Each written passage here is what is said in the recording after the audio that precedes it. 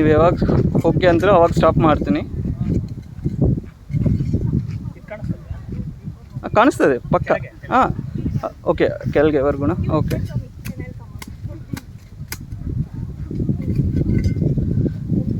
ನೀವು ಪ್ಲ್ಯಾಂಟ್ ತೆಗೀರಿ ಅಂದರೆ ಪರವಾಗಿಲ್ಲ, ಈಗ ಅದು ಮಾತ್ರ ತಗೊಳ್ಳಿ. ಹಾಂ,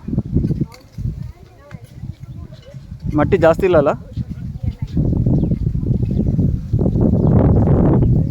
ಹೌದೌದು, ಹೊಚ್ಚ ತೆಲುಗು ಮರಿ, ಮಣ್ಣು ಅಂತೀರಲ್ಲ ಕನ್ನಡದಲ್ಲಿ. Yes done.